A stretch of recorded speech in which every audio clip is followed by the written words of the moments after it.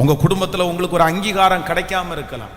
உங்களுடைய கணவனார் கையில் ஒரு அங்கீகாரம் உங்களுக்கு கிடைக்காம இருக்கலாம். உங்களுடைய பிள்ளைகளுடைய கரத்தில் ஒரு அங்கீகாரம் கிடைக்காமல் இருக்கலாம். இந்த லேயாளை போல உங்களுடைய வாழ்க்கை இருக்கலாம். என் ஃபேமிலியில் என்ன அற்பமாக பார்க்குறாங்க பாஸ்டர், என் குடும்பத்தில் என்னுடைய கணவனார் குடும்பத்தில் என்ன ரொம்ப அற்பமாக பார்க்குறாங்க பாஸ்டர், என்னை எல்லா இடத்துலையும் அற்பமாக பார்க்குறாங்க. ஆனால் வேதம் சொல்லுது, அங்கேயே முதல் கர்ப்பம் தரிச்சது யார் அப்படின்னா இதே அற்பமாய் நினைக்கப்பட்ட லேயாள்.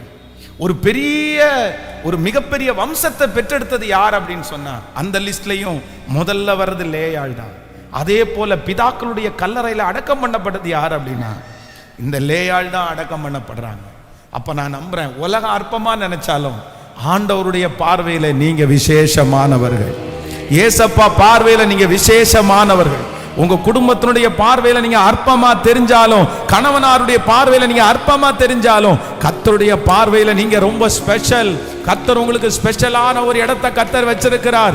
எல்லாவற்றிலையும் ஆண்டவர் உங்களை தான் முன்னணியில கொண்டு வந்து நிறுத்துவார். ஹல்லேலூயா.